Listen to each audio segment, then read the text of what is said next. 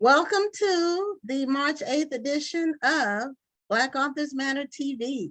I'm your host, Gwen Richardson. I'm joined by my co-host. Oh, Dr. Rhonda Lawson. That was your cue. Let's do it again. Okay. All right. Okay. I'm Gwen Richardson. I'm your host for tonight, and I'm joined by my co-host, Dr. Rhonda Lawson. Hello, everybody. Okay, she did a good job that time. She wasn't distracted. Anyway, welcome to the show. We're excited to have you. We on Black Authors Matter TV, we bring you the movers and shakers, new and experienced and established within the African American literature space. And so we last week we celebrated our 300th guest, and that was an exciting development, and we have some exciting things coming up. So before we bring on our first guest, I want to just update you all on some upcoming activities. Our Black Authors Matter TV Awards, we're having those again this year for 2022. The voting starts March 15th, which is next Tuesday at 12:01 a.m. So right after midnight, you can vote, start voting, and the voting ends on March 31st. The site is set up for one IP vote per day, but you can vote every day if you want for your favorites.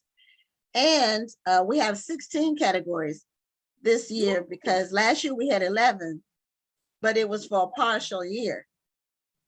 So this year we had 12 months worth of guests.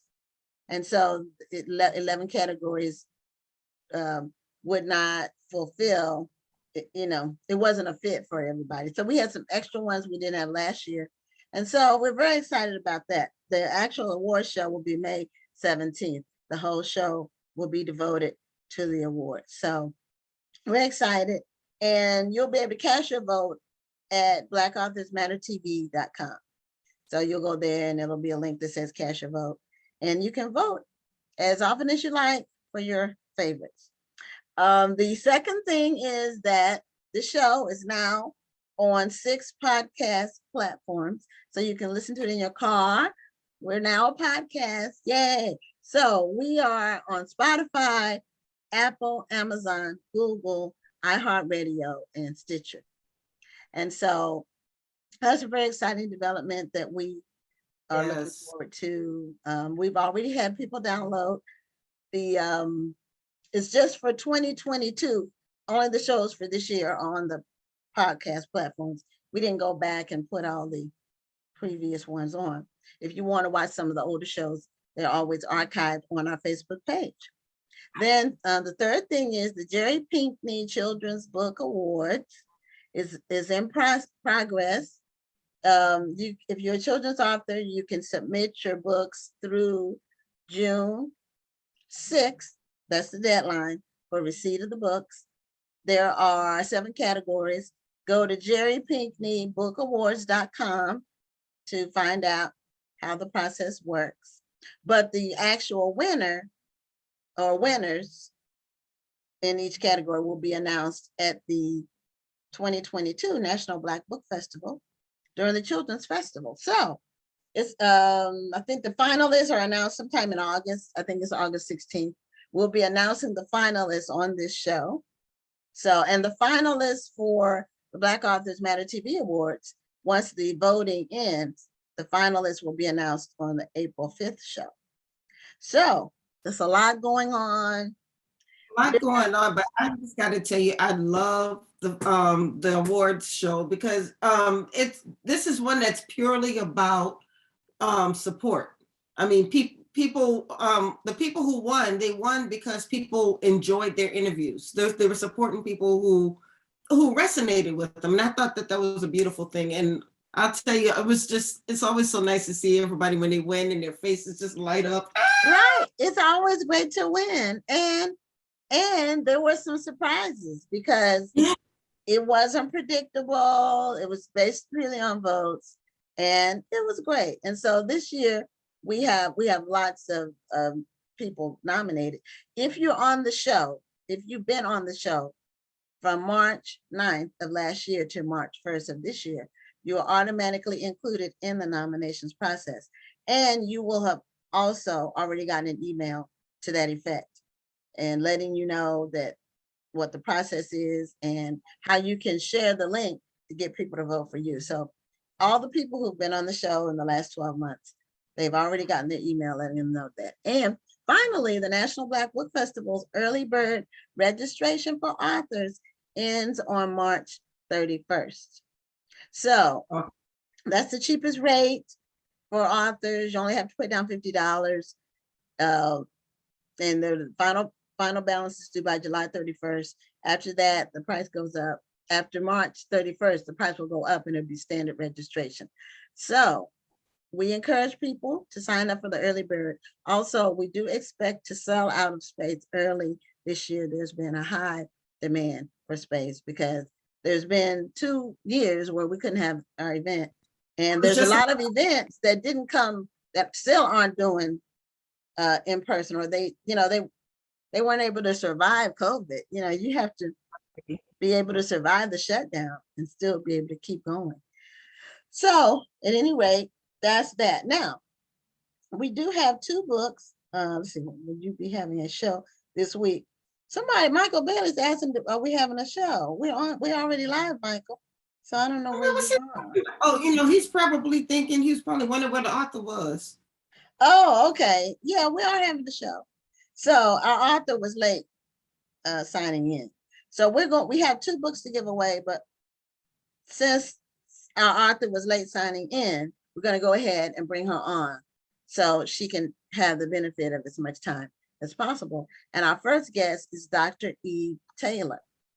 And Dr. Taylor has a new book called The Torn Fabric of America, The Racial Divide, Black and White.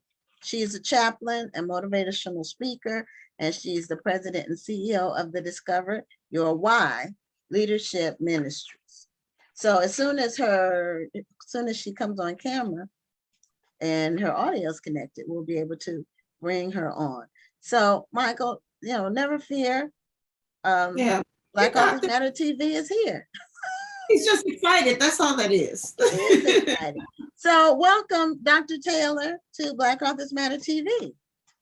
Well, I've been sitting over on Facebook streaming, watching, obviously, a previous recording, and I said, this is not right. I've been here since 7:45. I've tried to make sure I had all my little ducks in a row. And I said, she said, Dr. Wayne, I said, that is not who is on the profile for tonight. So then I said, go back to the email one more time, read the instruction. And I had not scrolled down far enough. I was just at the top. And I said, oh my gosh, they are on right now. Well, we didn't say anything about it until we saw you log in. So it's all good. But yeah, reading is important.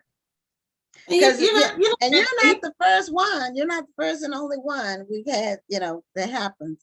And I tend to be my emails that I send out are very specific.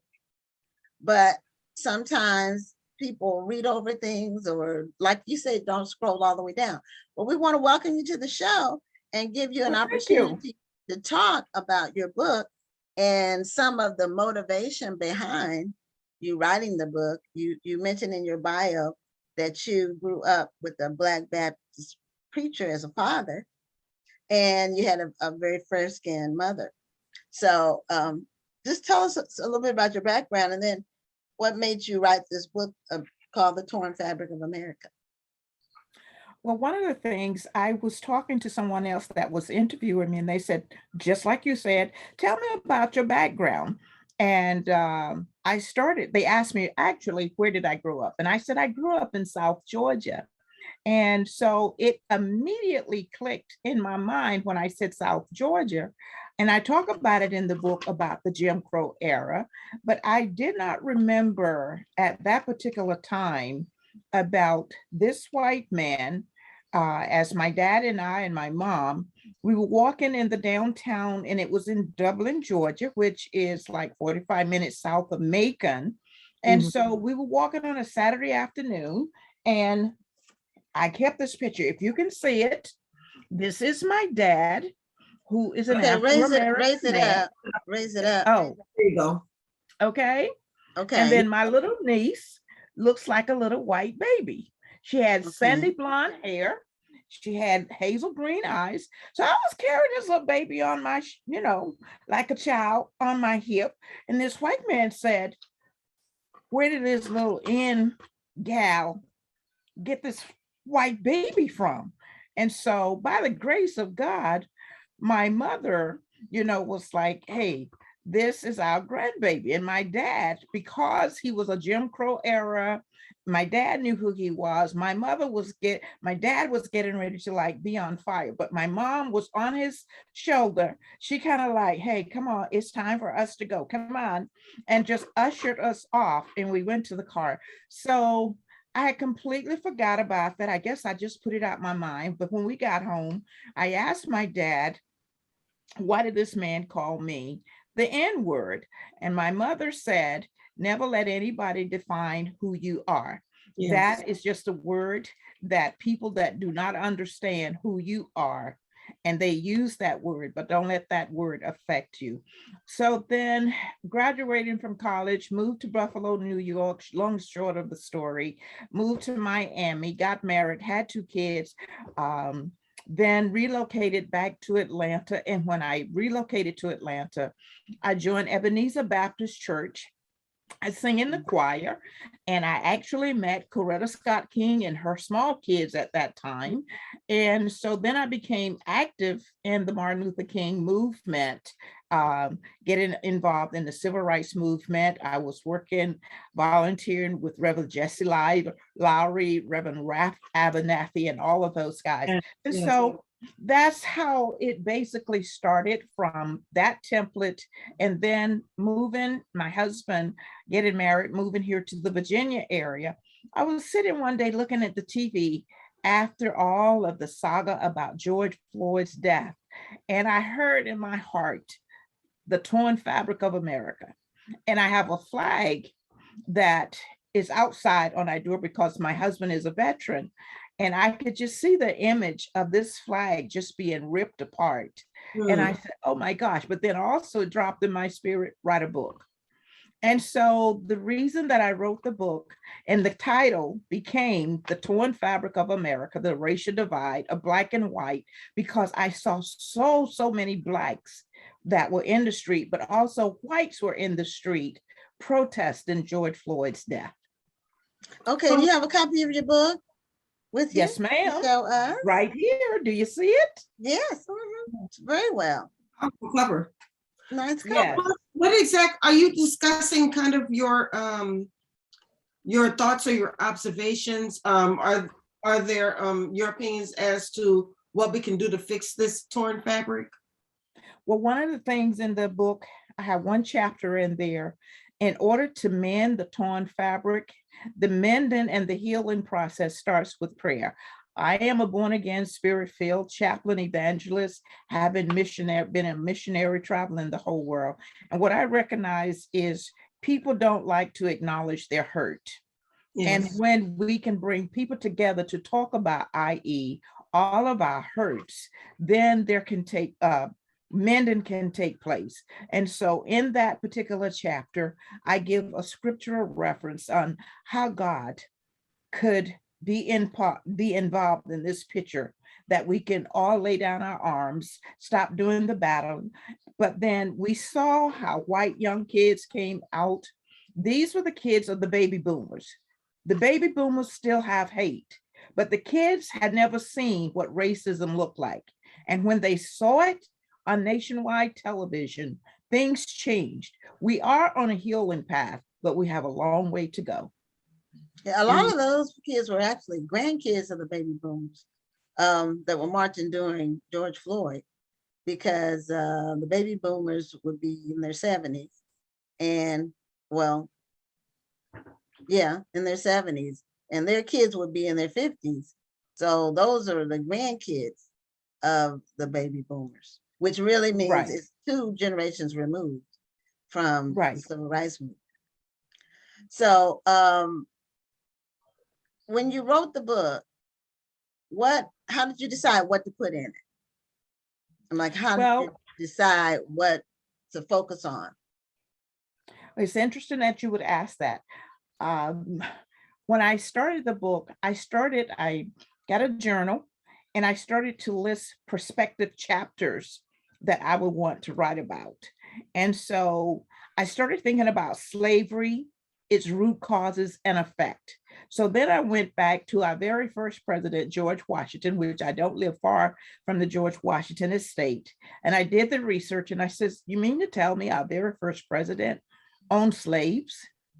And so then I began to research how many of the presidents owned slaves.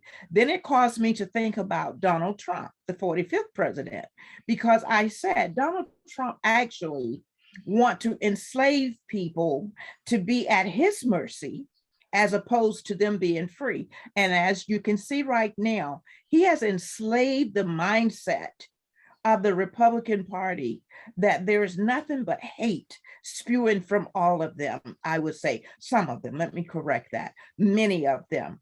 And then, so when I think about Mitch McConnell, and I was writing about this and thinking about it, and I said, well, he has enslaved the Senate because he doesn't want to vote for anything as far as the civil rights movement, our voting rights. It's like everything is in a bottle. And how do we get out of this bottle mentality that everything has been suppressed inside? So then I had another chapter in the book called Expect the Unexpected. And this is where we are today.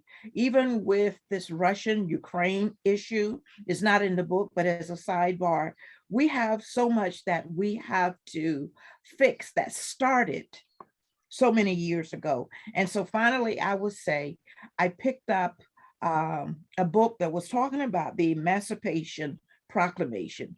And then that was the catalyst for why I said, now I need to write this book, because now I see Black people have not been emancipated, and we do not have a proclamation that we could say we can stand upon to know that we have our rights.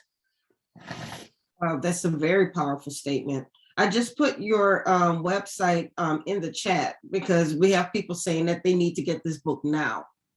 Yes, yes. What is it? Oh, I'm sorry. I was just going to ask, what is it? What is the message that you want them to get from the book? What I would like for people to get from this book is, first of all, we talk about the Bill of Rights, the civil rights, but we don't understand the human rights. Mm-hmm. Because we have civil rights that talks about, we need to vote. And as 2020 was a year where Afro-Americans came out in droves because, again, the political arena was trying to hold us back. But, I was so impressed with Black people with carrying babies, standing in line to 1 o'clock in the morning, saying, I will cast my vote. And so when I talk about the Bill of Rights and the civil rights, the human rights. So the book also portrays the human rights of some of our great leaders. To answer your question more specifically, I started thinking about Harriet Tubman. And I say, she was, for me, the first Afro-American Black woman. I said, she had to have sat down someplace and thought about the rights of all the slaves and how could she impact and help them. And so she came up with this idea. She was going to go underground. She was going to have signals. She was going to have a choreography of songs. And I believe all the songs, like if you think about it, Amazing Grace, how Precious Lord, Take My Hand. I said, these are songs after effect, but we are still singing these hymns today because they're very pivotal to our human rights, the humanity side of us. And as Afro-Americans, we are more spiritual than we are in the mindset of people thinking we're evil people. Can I say just one more thing? Yes. The other thing that I wanted to share was that I asked myself when I thought about writing the book, why is it that Black people, the only race on planet Earth has had so many challenges with identity. And then I researched Alex Haley and the movie Kuta Kinte, when the slave man wanted him to change his name to Toby. He says, my name is Kuta Kinte. And I said to myself, this is what we're dealing with today. They want to take our identity. So we were Negroes, we were Blacks, they call us the N-word. And so you fill out an application where you go for a job or whatever. What difference does it make what color your skin is on this application? So I was thinking about all of these things as I was journalizing for the book. And I said, we're the only race of people that have had all of these name identity Trying to figure out who we are. Because in slavery, it was all about taking our identity so that we would know who we are. And so that's what I portray in the book, is understanding our identity. And so, yes, if we have finalized that we are Blacks, and now they finally said we are Afro-Americans. So you say you acknowledge that I'm from Africa, but I live in America. So now we have the title and the identity of being a Black Afro-American, but nowhere else have Afro-Americans had the challenge to have our identity attacked in the way that it was. You're absolutely right. And that's a powerful, powerful statement, because you're absolutely right. Even now, we're still trying to figure out who we are. I mean, we have some people say, I don't want to be called an Afro-American. I don't want to be called Black. I don't want to be called an African-American. And we haven't come together on that. And we have, and not saying that we all have to think the same, because we shouldn't, we're not a monolith. But at the same time, we still haven't agreed on what it is that challenges our race. Well, one of the things is, and I found, and as a motivational speaker and speaking to people, when I talk about my first book that I wrote was entitled Discover Your Why. And I said, and in that book called Discover Your Why, I underline 7 words.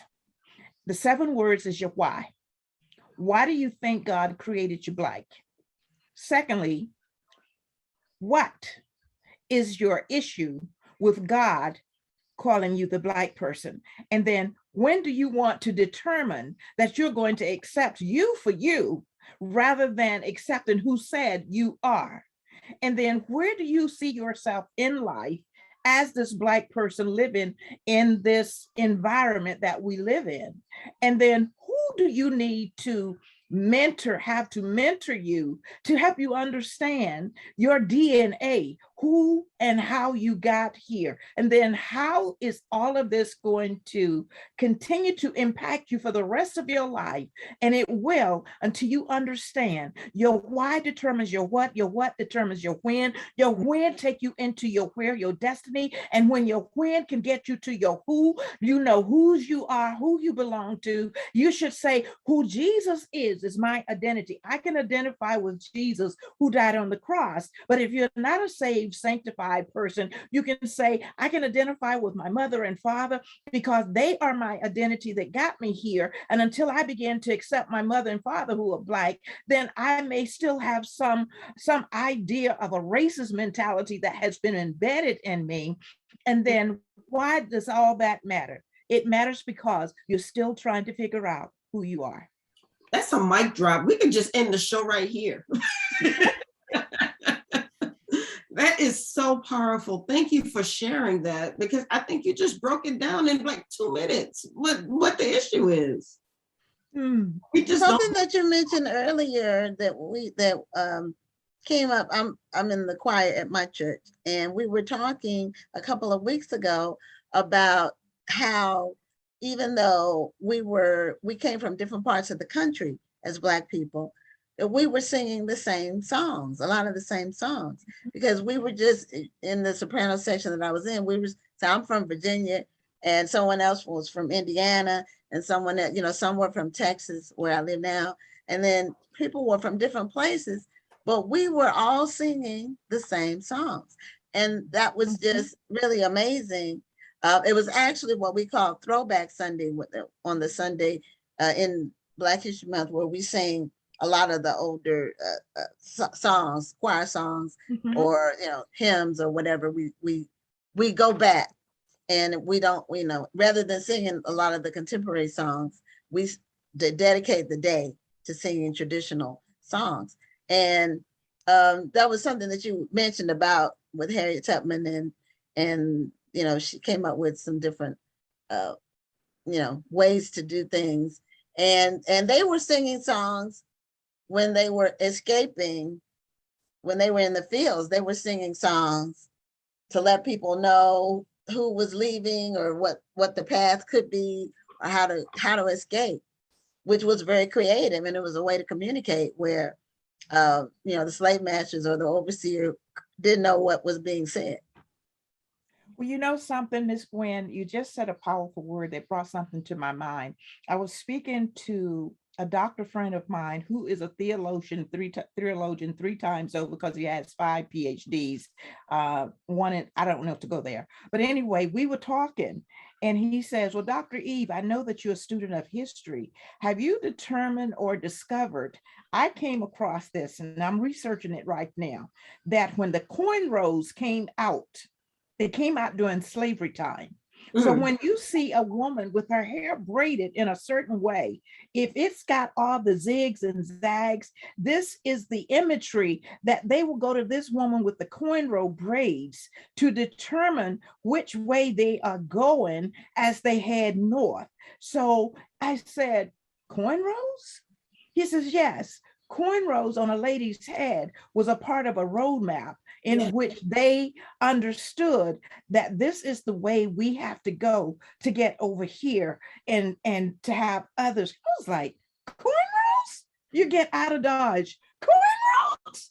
Yeah, I heard that recently. So I don't know if that's circulating around, but I've heard that recently. Yes. But but that always takes me back to something that I try to instill in young people, sometimes who feel defeated. If our ancestors could figure things out so we could be where we are, we really have, the power is in our own hands to figure out where we need to be going. And some of our entrapment is in our minds. It's not A lot of the necessarily entrapment is in our minds right now. a lot of it is in our minds. Because Africans come here, they don't have those shackles. They come here from different African countries, and they don't have those shackles. A lot of them really excel, and they start businesses, or they'll be at the top of their high school classes, the graduating classes, and they don't have the same limitations in their mind that we tend to have. So I hope we can pass more of that on to the next generations, that really you do have the power in your hands to affect your own life, to change your own path if you choose to, but you can get out. I think we do, because more people are writing now than I think ever before. So the knowledge is getting out there. We just have to latch on to it. So I'm looking forward to reading this book. Well, let me just say one thing here. I wrote in the book a quote from Patrick Henry, and he says, "Is life so dear or peace so sweet as to be purchased at the price of chains and slavery? Forbid it, Almighty God. I know not what course others may take, but as for me, give me liberty or give me death." And that was one of the things in all of our constitutions, where we can talk about the Constitution of the United States that was written.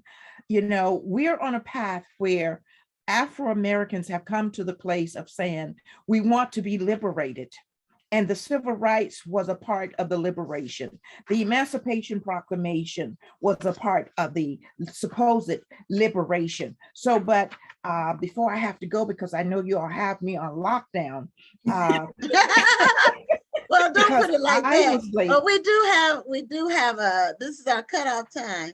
So we want to make sure people know how to get your book, Dr. Taylor. Well, first of all, they can go to Amazon.com. And I will tell anybody, which I've had a lot of, been very busy. I had to go to the store and almost buy out all of their mailing packages. I tell people, if you want to get an autographed copy from me, simply email me at tayloreve335@gmail.com, and I will autograph the book and send it to you minus the shipping charges, because you are doing me a favor by even just saying, I want to get an autographed copy of your book. And also they can go to my website at www.dreevetaylor.com, and they can read a preview of what the book entails, because it does give some a glimpse. And when you go to Amazon, you can look at the ebook and get a pre-read there. So I'm just honored, Miss Gwen, and I want to say to you ladies too, happy International Global Women's Day, because whether we're in the north, the south, the east, or the west, God is so good that he is doing something phenomenal. And may I make one critical announcement. I will be the featured speaker at the Library of Congress on March 30th for Women of History. And I will be speaking as a Zoom. I can send you, Ms. Gwen, all of the information from 12 to 1. And I thought, oh my gosh, they had me at the Library of Congress to talk about my Discover Your Why book. And then they put my book on this same shelf as Michelle Obama. Oh my gosh, what is God doing?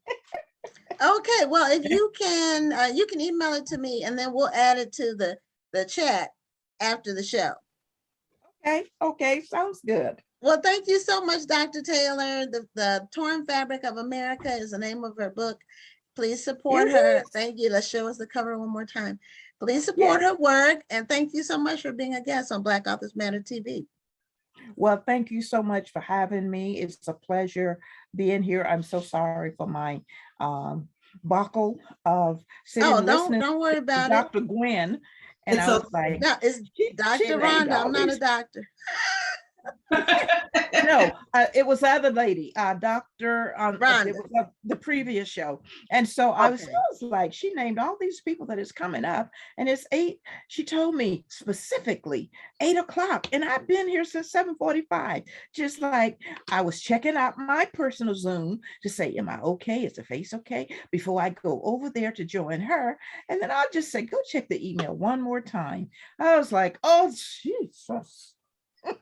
Well, thank you. You came, you got on, and you knocked it out of the park. So thank you so very much for just sprinkling some jewels to us. Thank you for being on the show. We appreciate you, and we wish you all the best on your book.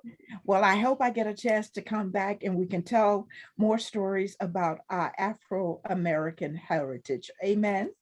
Okay, amen. Thank you so much. You have a great evening. You too. Okay, bye-bye. Bye-bye. Okay, now our next guest is ready to go on. And as we bring her on is Sharon Elise. She is a multi-published novelist. And I'm really proud of Sharon, because I remember when Sharon's first book came out, and it hadn't been that long ago. It's been about 5 years ago when her first book came out. And next thing I know, I look up and she has, I don't know how many books. So Sharon was at the National Black Book Festival, I want to say in 2018, maybe. It was 2017. 2017, okay. Time goes by fast. So, and you had just put your first book out then, I think. So now you have how many books? 13. It's 13. 13 books. You go, girl. Welcome to Black Authors Matter TV. I know you've been really, really writing, and that's good, because I have 13 too, but I didn't get my first one in 2017. I've been doing a little bit at a time. I might have 2. I think I'm gonna have 2 out before the end of this year though. So, but we'll see. So Sharon, tell us about your latest book. Do you have a copy of it? The Desire of Her Heart. It's not too latest. I did it in 2018. Yeah, so it's not that. Yeah, it's not that new. It's about 2 or 3 years old. Okay, Well, that's the one. That's the one that you want to talk about today, or is that your Right. latest book? That's the one I want to talk about today. Okay, all right. Mhm. Well, yeah. Okay, yeah. What were you gonna ask her, Rhonda? No, I was just asking what the story was about. Oh, Okay, The Desire of Our Heart is basically a cautionary tale about when you shoot your shot and miss the mark. The main, yeah, pretty much. My attention.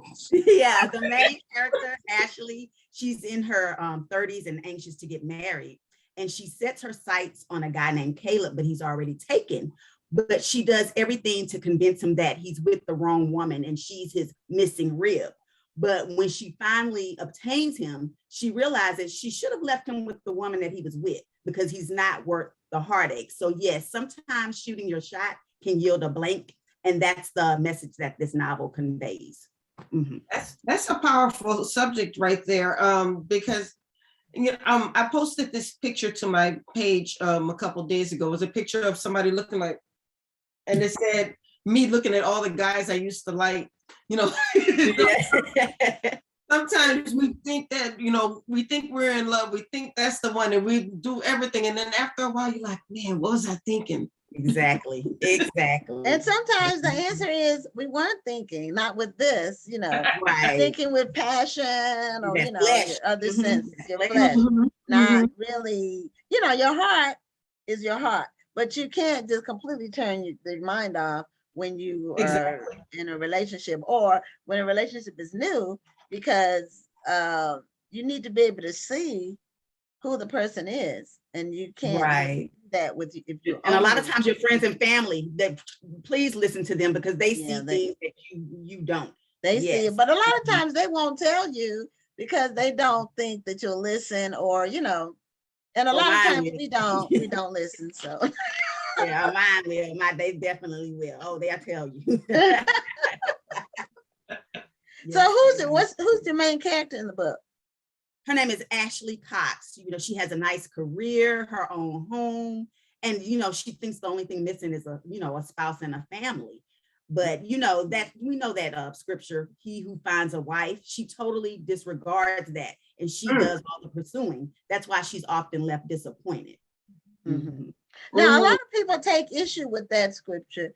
I know. Mm-hmm. I find it to be absolutely true, and it depends on what you take from the scripture. All the scriptures are subject to a person's interpretation.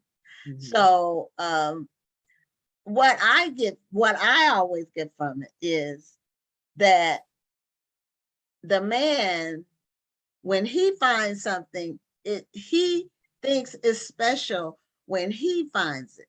Right. But if somebody is chasing him, it is he doesn't value it as much. Right. He does not value it as well. Right. And that is true. I don't care how modern we get. I don't care how much things change.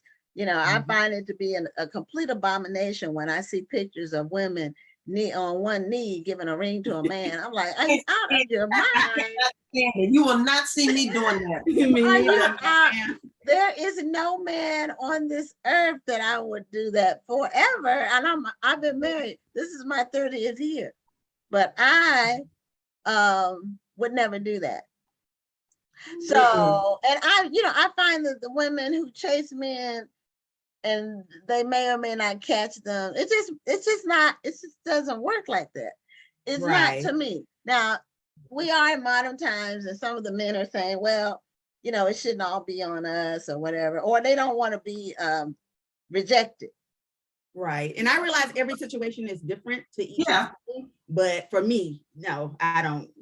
But my thing about that not being rejected thing is, if you're going to do this grand sweeping gesture, you have to be absolutely sure that the intended is going to say yes. So if y'all have been having issues and problems and arguing and everything, maybe it's not the time to do a grand gesture in front of everybody, because you might get embarrassed. Exactly. That's true. That is true. But to see a woman kneeling and giving a man a ring, where'd that come from? I think Halle Berry was the first to do that. If y'all remember back in the 90s, Halle Berry, the actress, she proposed to David Justice. I'm about to say she's not married to him anymore. Exactly. But I'm like, that was the first story that I heard of a woman actually proposing to a man. I Did she do remember it in on one Ebony knee? magazine. Did she get down on one knee and do it? Now, I'm not sure how she did it. Okay, but I didn't know I about remember that. it was in Ebony magazine. But Haley has been, her relationships have been traumatic, or to say the least. That could be why, but also a lot of women who were considered to be beautiful. I mean, like, you know, she was considered to be beautiful. They have challenges in relationships because a lot of the times the men that are attracted to them are super jealous. You know, Right. they have all kinds of, you know, they want to put them in like under a glass when they can't, you know, do anything. So it's that, and you know, she said her life was kind of tracked Dorothy Dandridge's life, you know, and they were actually, I think, from the same hometown. I think they're both from Ohio. Was it Cleveland? So they were both in the same place, and they had the same experiences with men. And then Dorothy Dandridge was considered to be beautiful, Right. but you know, she had traumatic relationships with men. So the desire of her heart or my heart? Right, the desire of her heart. Her heart. Okay. All right. Now, how's the book been doing? It's been great. It's been one of my more popular titles, especially among book clubs. It's always triggered very, you know, heated discussions and debates. It's been a great read for them. Okay. Yeah, book clubs are a great place to get readers. Those are real readers. Yeah, those are real readers. Yeah, they'll tell you everything that's right with the book, everything that's wrong with the book, and everything in between. Yes. Yeah. And they'll tell you if they'll sometimes bring things to your attention that you hadn't even thought about. Yeah. You know, like the storyline, they thought the storyline was going to go this way or whatever, and you will like, well, really, whoa, I didn't think of that. You know, when you're writing it, the things they come up with that they get, like underlying things. And they told me to start putting discussion questions in the back of my book. I didn't think to do that, so I went back to all of my titles and I added in discussion questions. I've noticed that a lot of authors do that. Have you found that when you meet with book clubs that they're actually discussing those questions? Yes. And in the past, I thought they came up with the questions on their own, and some of them do, but they said it's a lot easier if the authors will include it. So I took heed to that, and I said, okay, let me go back and correct this. So I've added in questions to all of my books. Mm-hmm. That's interesting. I only have one novel, but I don't have discussion questions in my books. But you know, in the book clubs that I'm in, one book club, they like predetermined questions. Mm-hmm. The other book club, it's like a free-for-all. We just talk. I'll tell you, it is helpful though, because I did a book club last summer, and they asked me to send them some discussion questions. Had I put the discussion questions at the end of the book, I wouldn't have had to worry about that. So, you know, it's a good time saver if you just think about it, especially because if you're writing these discussion questions, it's probably right after you wrote the book. So the story is a lot fresher in your mind, and you kind of know better what questions to ask. Because I had to go back and read the book in certain places. Like, man, what do I want to ask them? Yeah, that's true. I kind of like them to bring things that they found important to the surface, you know, to ask me. But it's a lot of clubs do like the discussion questions. That is true. Now, you're also working on a 4-book series called Married to the Game. Yes. Mm-hmm. So have you released any of the books yet? No, I just finished the first one. And it's interesting. I started on this, the idea came about in January 2020. Then the pandemic hit right after that. So I lost focus. I became distracted, trying to keep up with all the latest news with COVID. And you would think once we were sheltered in place, I had plenty of time to write. But no, I was too distracted by everything that was going on. So I had kind of put it on a back burner. And honestly, I didn't think that I would even pick it up again. But this year, I was inclined to start writing, and I realized I was closer to the ending than I realized. That's why I'm glad I outline. I have to have an outline. So I was able to pick up kind of where I left off, and I finished book 1 a couple of weeks ago. So now I'm starting on book 2. How did you decide it would be a 4-book series? Because there's 4 quarters in an NFL and NBA game. That's all. Okay. Profound. Yeah. Okay, well, that's a way to do it. And have you designed your cover yet? Oh no, I haven't gotten that far. Yeah. I kind of have an idea of what I want, but yeah, I haven't gotten that far yet. Okay, so Married to the Game is a sports analogy, or is sports related? Right. It revolves around 2 college sweethearts. Their names are Gia and Brian, and they get married shortly after Brian is drafted into the NFL. They are a godly couple, very strong in their faith, and they both naively assume that their faith won't be compromised or tested now that Brian is a pro athlete.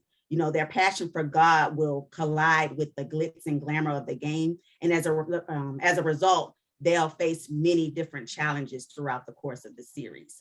So yeah, that's basically the premise of it. Okay. That sounds like it's interesting. So it's all of the things that happen to a couple when they're in the glitz and glamour of the spotlight. Right.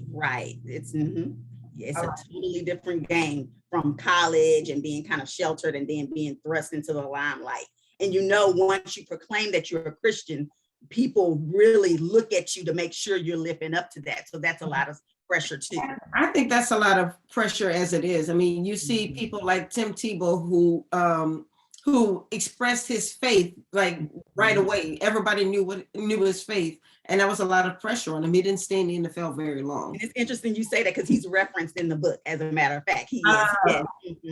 Oh, okay. Is he referenced like part of the dialogue? Well, no, yeah, they were basically comparing Bryant to him, but they were doing it as a form of fodder. They were kind of mocking him, calling him Tim Tebow 2.0, that kind of thing. Oh, okay. Into football. Oh yes, I love sports. I always have. Yes, I love it. Yes. Because I mean, you know who all these people are. You didn't just decide you were gonna make up a story about football. You know football. Yes. I love it. Well, that's good. Now, how much? Because I'm a big football fan too. So how much? I'm sad though. I'm sad today. I think I need to wear one of those black armbands because Russell Wilson. Yeah, he's going to Denver. Yeah, and I'm a Seattle fan. I knew he was leaving Seattle, but I was kind of mad that he went to Denver. Yeah, but you know, he kept saying he wasn't going anywhere. He wasn't going anywhere. And then today he's gone. So I do. He took Seattle off of his Twitter account like last week. So I knew he was going. Okay, I'm not. Hoping he comes to the DMV. I was waiting to cheer for him here and be a Washington Commanders quarterback. So I guess that's not going to happen now. Yeah, no. Now I'm conflicted. I have to decide: am I going to watch Denver or Seattle? So because I really started becoming a Seattle fan when Russell was with the team. I really liked him as a player, as a person. And he's from Virginia, where I'm from. So that, you know, that was another aspect of it. So now I'm never rooted for Denver. I would have to. Well, they're not even in the same conference. It's not at all. It's the AFC. So it's just. What's sad is he is replacing Teddy Bridgewater, and I love Teddy Bridgewater. Where's that Teddy Bridgewater going? He's probably not going. He had a serious injury this year, and after that there wasn't. I don't think he can really play. I don't know what's going on with him. So I was really kind of sad about that. But yeah, it seems like he's been injured since he's been in the league. Kind of like RG3 just kept getting injured, and then you know, is he still in the league? RG3? No, he needs to sit down somewhere. He was back up for somebody for a while. He needs to go sit down somewhere. But see, you'd have messed up the conversation because you brought up. But see, this is women who are talking about football. People don't. Yeah. We actually know the game. I watch every Sunday. I watch multiple games. I used to have NFL ticket for years. That was mine, not my husband's. I had NFL ticket. So, you know, I really love football. I think it's a true team sport. Yeah, I'll go for that. Well, Sharron, you're going to Houston. I see. I'm from Houston. No, I see you're gonna be. Well, no, you're going to Houston for the NBBF. Is what I mean. Yeah, but no, I live in Houston. I know, but I was just trying to bring up the NBBF. Oh, okay. I'm like, wait a minute. I'm like, that's not far you. from me. It's just right up Thank the you. railway.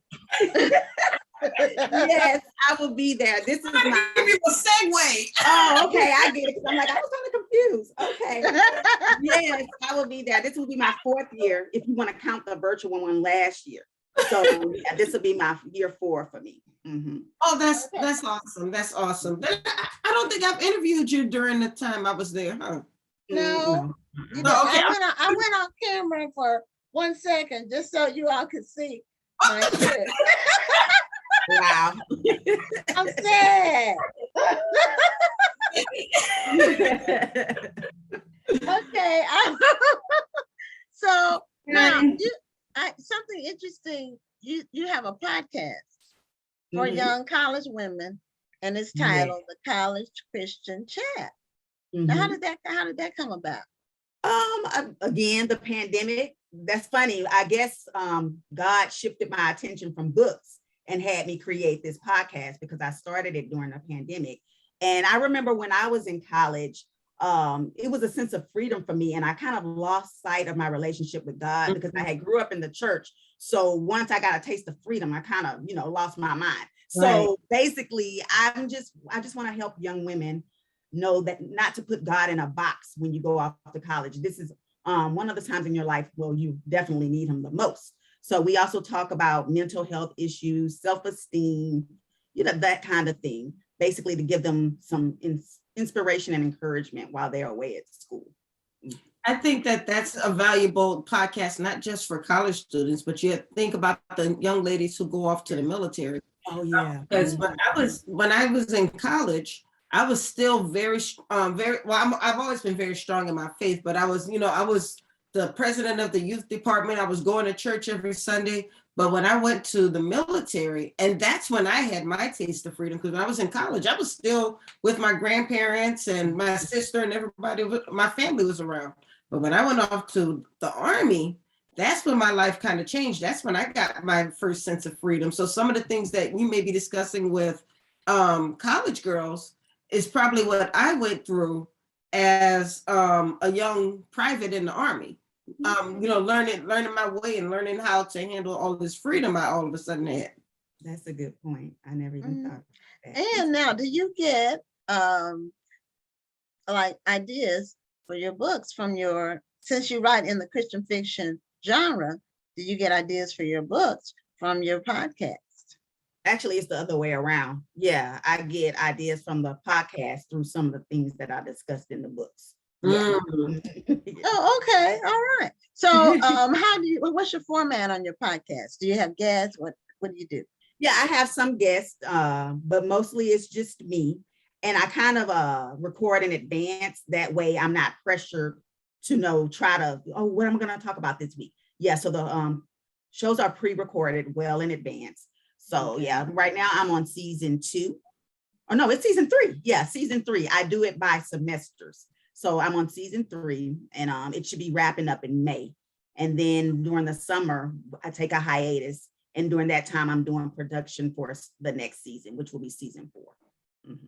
Okay, good for you. Okay, now remind us when is the show, or how can we find the show, I should say? Oh, it's on Apple Podcasts as well as Google Play, Spotify, and new shows air each Sunday. Mm-hmm. Okay. And it's called The College Christian Chat. Mm-hmm. Can we go to your website to find the Yes, there's a link there on my website. Mm-hmm. Awesome. Okay, your website is SharonElise.com, right? Correct. Mm-hmm. Now, is Elise your last name or your middle name? That's my middle name. My last name is Carruthers. And growing up, I had teachers botch my name. So I'm like, I don't want to do that to readers. I know they'll probably have a hard time trying to find it. So let me just go by my, first and middle name and call it a day. So yeah. Cute. I like the way it sounds. You sound like you're related to me, at least The actress. Actress. Oh, Kimberly Elise. Yeah, I've gotten that comparison before too. Yes. Yeah, that's true. People write because I write under Gwen. Everything's Gwen Richardson. My whole name is Guinevere, and there's no way in the world I would put that on a book. I just Yeah. nobody calls me that one. It's that I only use that name for legal documents. And my teachers used I to thought it was Gwendolyn. I know most Gwens. I know my name is not Gwendolyn. And when people assume, when people call me Gwendolyn, I'm like, look, I didn't give you Gwendolyn as my name. I gave you Gwen. So why are you assuming it's Gwendolyn and giving me another name? No. I'm very adamant about it but everybody assumes it's Gwendolyn. And I've only met 2 Guineveres in my life, two other people named Guinevere in my life with the first name Guinevere, and they were both Black. So I'm sure there's some white ones, but I haven't met them. And I think I'm the only Guinevere Richardson. I Googled my name. I don't use my whole name, but I Googled my whole name, Guinevere Richardson, and I couldn't find another one on the planet. Wow. That's interesting. And that's not my birth name. My birth name is Day, D-A-Y-E. But I didn't find one. So I'm unique in that way. Yeah, very. So let's go. I do want to ask you about your podcast in terms of how do you interact with the viewers? Like, do you have any way to interact with viewers? Since they can record it. Right. And then I have like questions on the College Christian Chat page that's on Anchor. Okay. Sometimes I have questions for discussion and the listeners can answer. And I also have social media pages for it on Facebook as well as Instagram. Mm-hmm. Oh, okay. All right. And who would you say your listener, your audience? Who's your audience? Well, looking at the stats, they are range from ages 18 to 22. And I also have a lot in the 25 to 27 age range. That's exactly what you're looking for. So that's right. You're totally hitting your target audience. Right. Well, that's unfortunately, we're coming to the end of the time, but I did want to ask you first of all about going to Charlotte for the Christian Book Lovers Retreat. Yes, it's right after the NBBF. So that next weekend, I'll be flying to Charlotte. That will be my second year at that retreat. You're ready to just get on outside, huh? Yes. I've been in person, cooped up long enough. Yes, I'm ready to go. That's right. Yeah, we've had a lot of demand this year for the festival, and we've confirmed 3 of our, well, it's really 4, but 2 of them are always together. And I'm waiting on 1 more, featured authors. We're not going to have as many featured authors just because we wanted to have some a lower number, but have them high profile people. So our featured authors are Bakari Sellers, who's the CNN analyst. He has a children's book.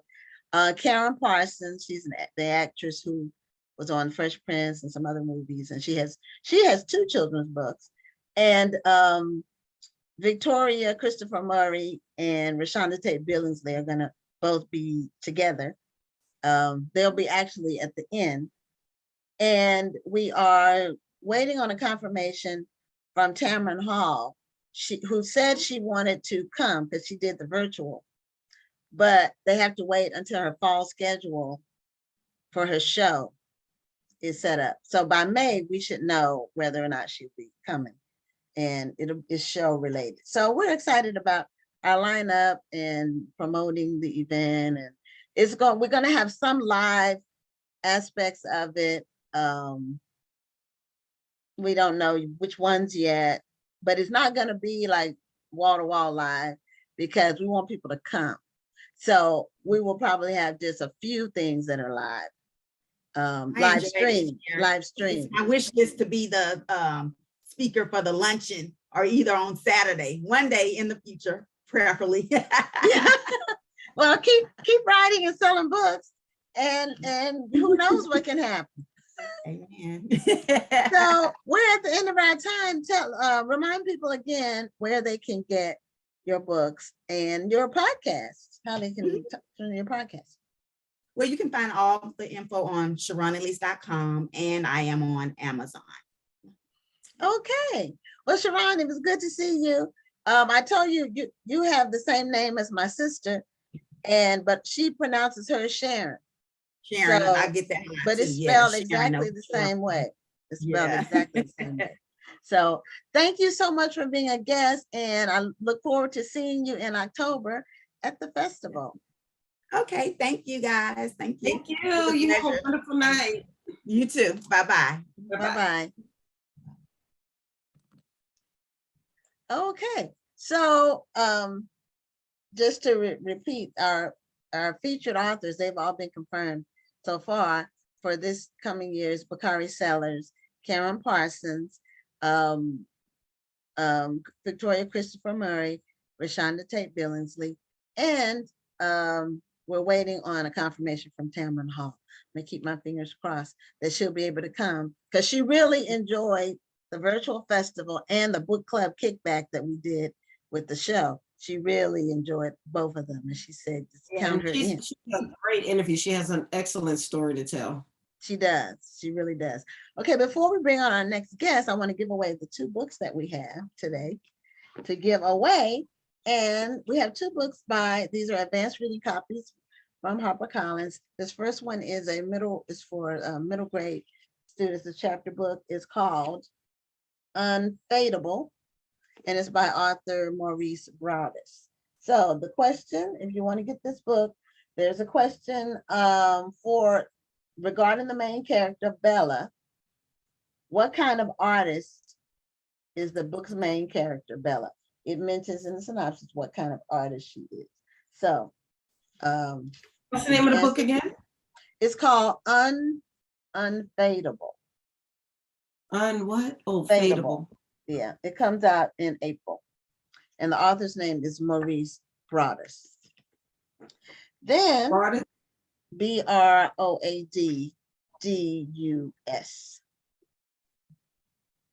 Yes. Okay.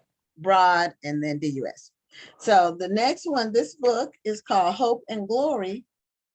It's also a HarperCollins advanced reading copy. It is a debut novel of an author named Gendella Benson. So it's called Hope and Glory. And the question for this book is, the author Gendella Benson is the editor of what publication? So if you look at her bio, it'll tell you what publication she's the editor of. If you answer that question, we will be the first one to answer it. We will send you your copy of the book. I think Mary got the one about yeah. Mary she said got, well, then she said graffiti. She did, and it is graffiti. That's the answer. So Mary, you get the Unfadeable book. Let me write it down, so I won't have to try to remember who won the book later. So, and Hope and Glory is still available. Okay, our next guest is Tracy Christian. Tracy was on the show a few months ago as an author, but this time she's returning to talk about audiobooks. She told us something about them when she was on before, but we wanted to bring her back so she could talk exclusively about audiobooks, because there's so many people who want to turn their books into audiobooks. They want to know how to get someone to record it and all the different aspects of audio. How do you turn your book into an audiobook? None of my books are audiobooks yet, but it's something that I would like to do when I grow up. I want my books to be audiobooks too. Well, so welcome to the club. You partying? You got a disco ball. Okay, y'all. So hi, how y'all doing? We are great. Welcome back, Tracy, to Black Authors Matter TV. Thank you for having me, Gwen. I am so excited about being back with you guys and about my club setting, right? This is actually my studio. This is where the magic happens, you know. Yeah, so it's Okay. B-Side Books. Actually, this is where I record my audiobooks. I just got my mics pushed to the side, but you know, just you know, trusty mic be right here. Okay, But, so you have a whole setup for recording. Yep. Okay, so Yep. y'all The have whole all nine. that equipment. I don't have all that equipment. I guess I Yep, need to go look, and I've seen people with those setups. Now you all don't use the headphones though.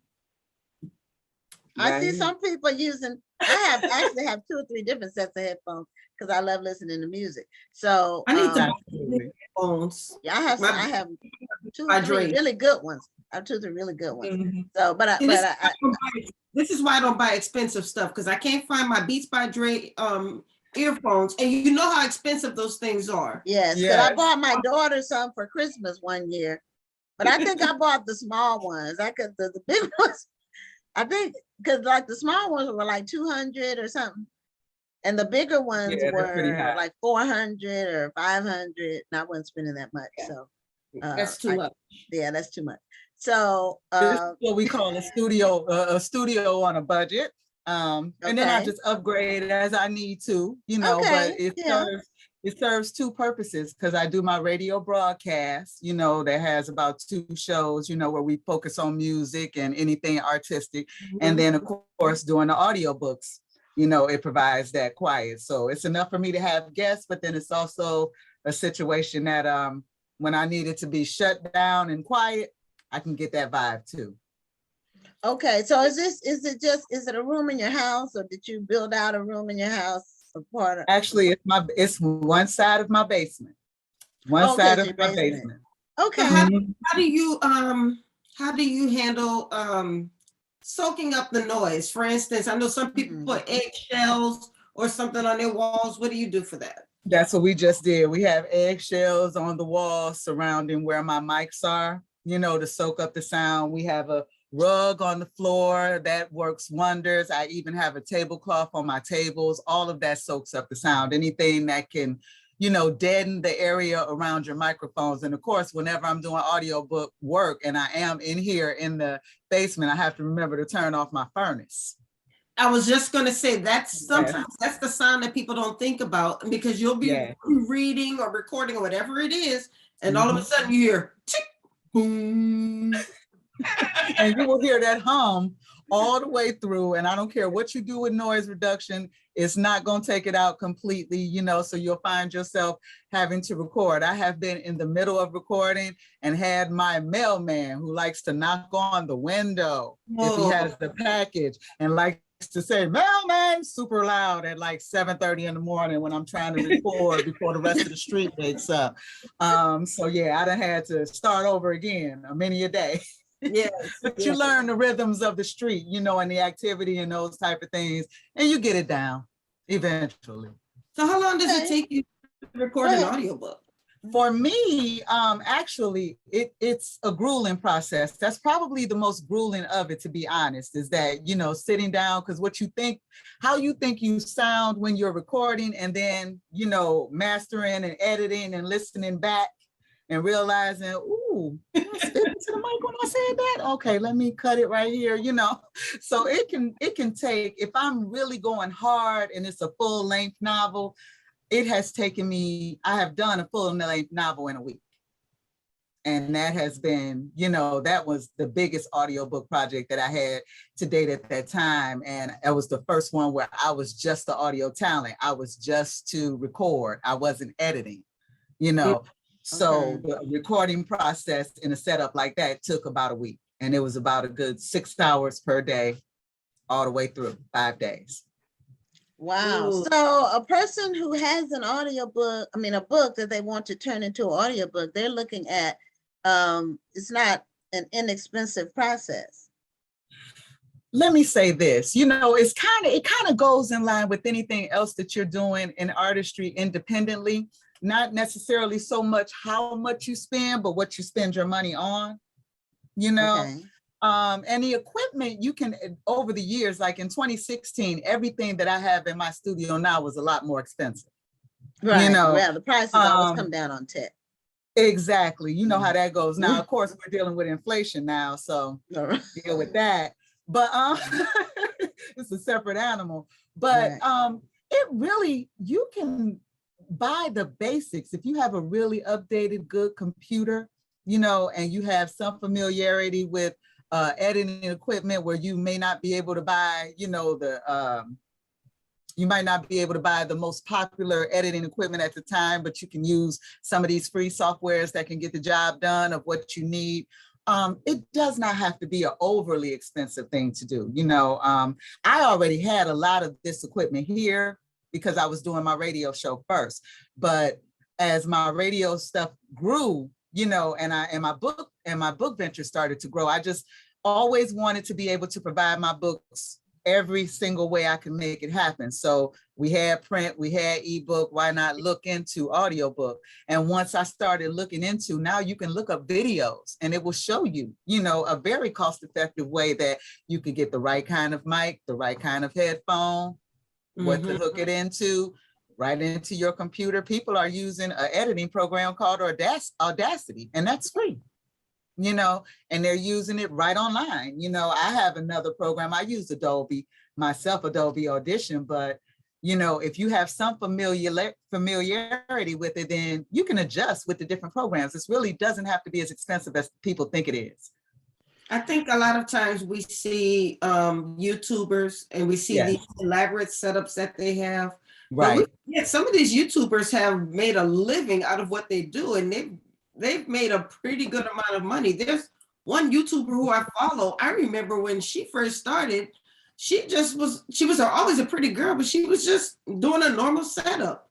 And then over the years, her quality got better. And now I'm looking at her in this big old mansion that she's living in. And she has her own makeup line now. Yeah, and so we think that we have to get everything that these big YouTubers have, but we don't realize that they started off small and worked their way up to where they are. Absolutely. Absolutely. I have a microphone, earphones, my microphone. Those things were under $100.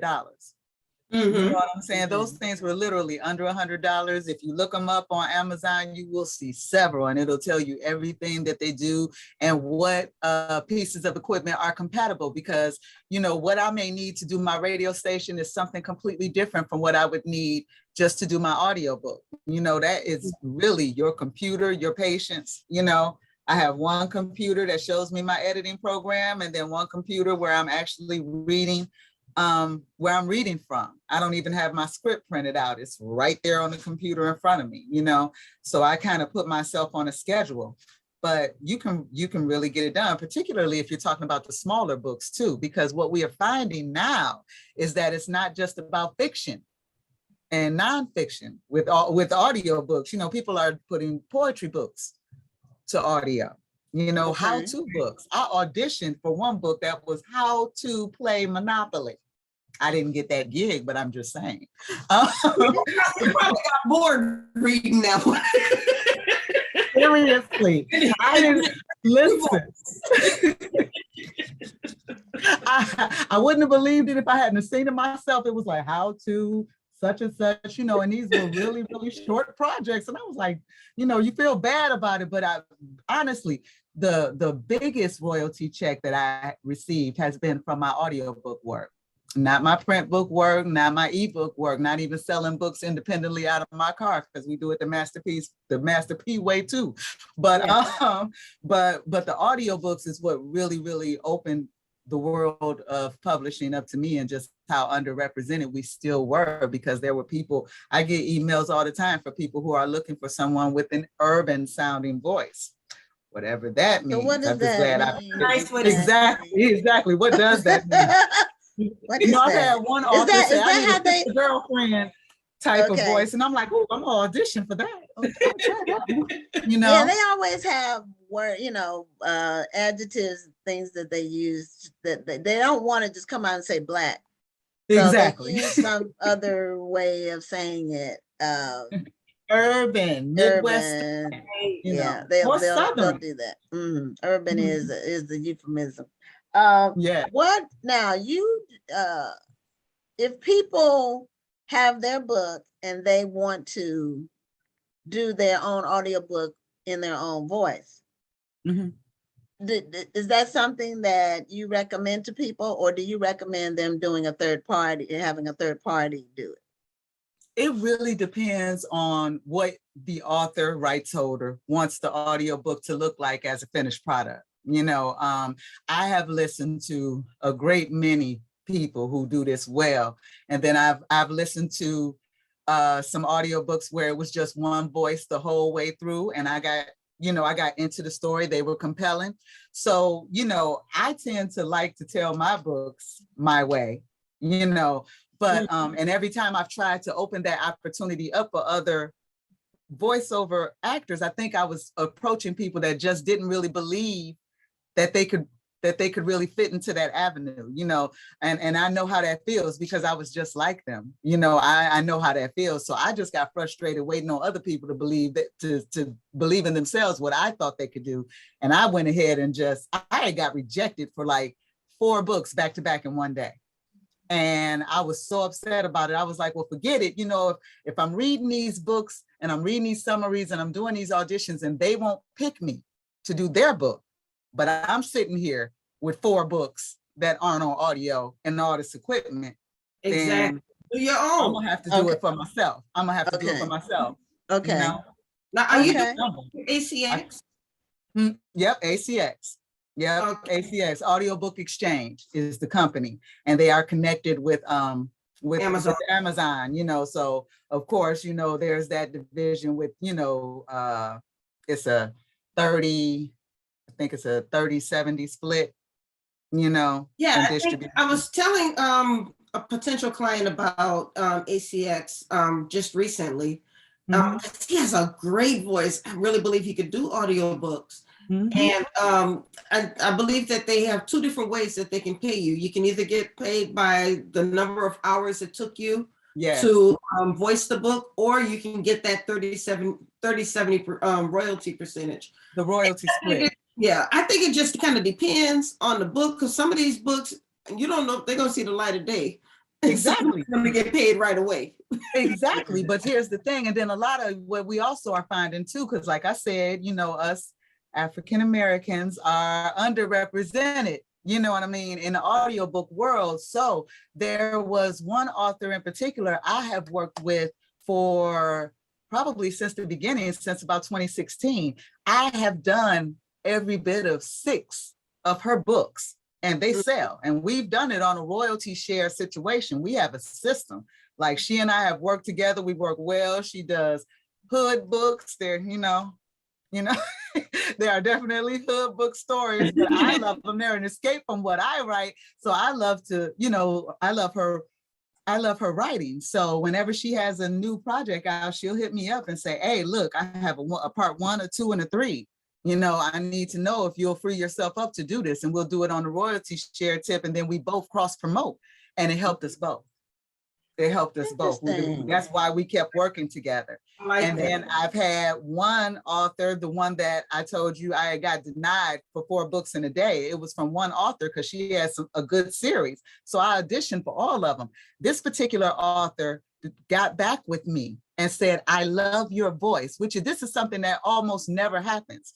You'll audition for a book, and if you don't get it, you'll just get a general email from ACX that'll say, someone else was selected, but keep trying. But this particular author saw that I had auditioned for several of her titles. So she hit me up in an email and she said, I love your voice. It's just that this is a teen book series, which I hadn't realized. So she was like, I just think your voice is a little heavy, for the characters, which I understood totally.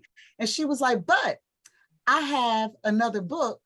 I'm going to pass your name over to another one of my contacts, and I said, okay, she said, do you mind if I give the email? And I was like, no, I don't mind. I said, I thank you for letting me know. I didn't think any more about it. I swear it was probably like less than a week later, her publicist hit me back and they contracted me for a per hour situation. And So they call it pay for production. Okay. So with the pay for production, you are assigned to a contract for a certain amount per hour, and that is per finished hour, which people need to understand. Per finished hour means that the hours it took for you to actually do the recording, for the hours it took for that when the book is in its entirety, however long that book is. 13 hours it takes to record it. It may have taken you 20 hours, 25 hours to record it, but if it's only a 10-hour book, you're getting paid for those 10 hours. You're getting paid for those 10 hours. Exactly. Okay. And the way that it works is it's already calculated because you've agreed for that dollar amount per hour. So once you turn those files in, ACX will calculate exactly how long the book is and let you know how much is expected. And then they won't release those files until you let them know that, your compensation has been received. Okay, what do they do about dialogue? Because there's different people talking. How does that?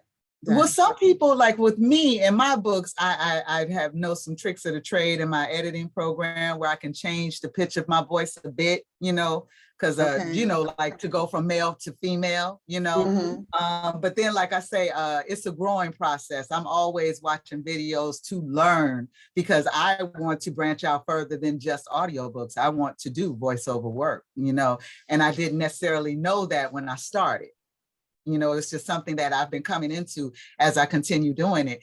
And then sometimes you have people that do a book by them, just one solo artist, and they don't really change their voice any because they're announcing the character at the top of the chapter. Right. Well, if it's in third person too, you're saying he said or she said. So she said, it's like you're the narrator. Exactly. Of the story.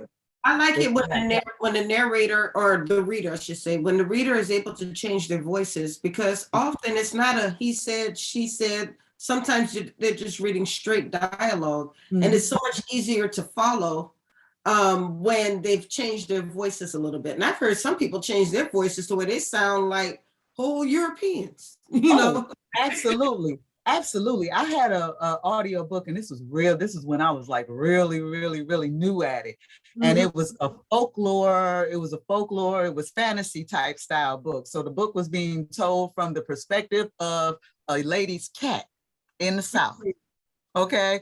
And so I was pronouncing all these crazy names, lakes and wood areas. And when I was speaking from the main character, which was the cat, I kind of did my voice with a Southern drawl, and you try to do those things. I'm not as skilled at it as like a Tay Diggs. I didn't know when Stella came out that wasn't his real voice. I didn't know that, So I'm still working on that. I think that's years of skill.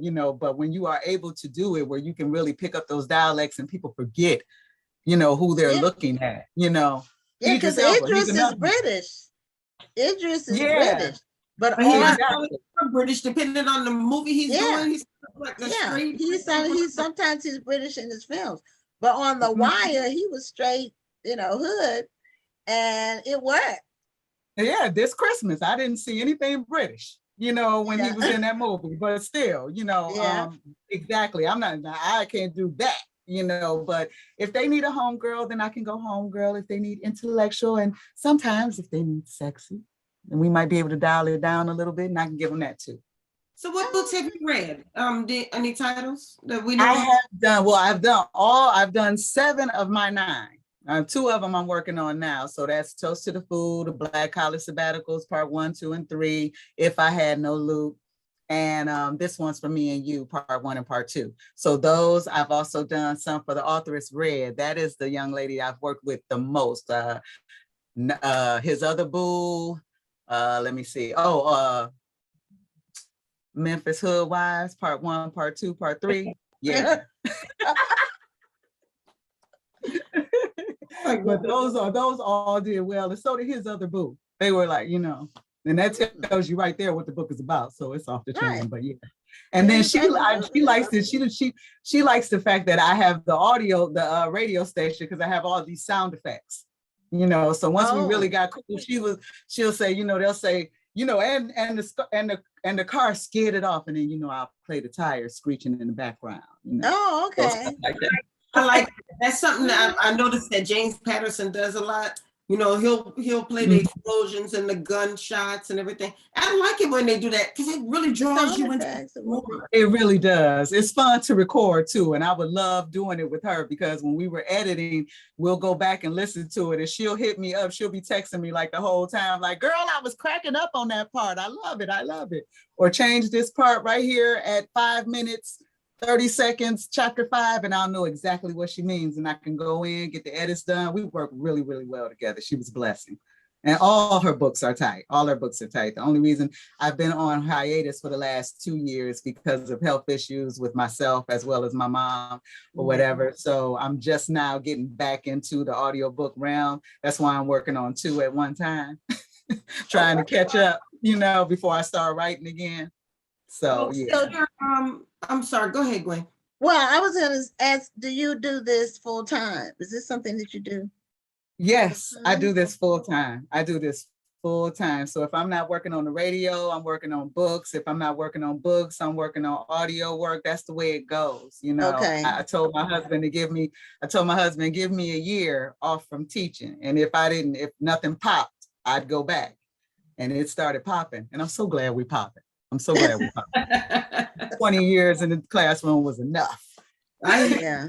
I hear you. Well, I was just going to ask, I know we only have a few minutes left, but what is some advice that you would give someone who wants to get started in reading audiobooks? I know you said that we're You underrepresented. asked my question. That's great. She can read my mind now. What I would urge people to do, though, really is to trust themselves. One of the ways that you can tell if you could do it is just pick up something that you love to read anyway and read it out loud and record yourself and then play it for someone. And you'd be surprised how many people be like, is that you? You know, after the fact or whatever. And then, like I said, videos, the videos that ACX provides, ACX has a whole university that, you know, and videos that, you know, are meant to help people, you know, to get better, no matter what stage you're starting at, you know. So you can watch videos for those type of things and do research and then join some of these voiceover groups, because I have gotten a lot of resources and information just through Facebook and books, you know, audiobook lovers. You get to find out what people who love to listen to audiobooks are looking for, you know, and if there's ways that you can incorporate that into what you do with your book, then you know, you just better prepared for it, you know, and be prepared for the criticism, because the audiobook audience is critical. My worst criticisms ever came from that arena, but it helped me after I stopped crying. It helped me to get it together. Because of the reader. So Right. I understand. Yep, you know, and for a minute they'll go in on you and say, I had somebody say, don't give her another book. And I was like, but it's my book. How you gonna tell me how to read my book? Wow, really? You know, so that's hilarious. What if I don't have all this highfalutin equipment? Can I still record audiobooks? What if all I have is a phone?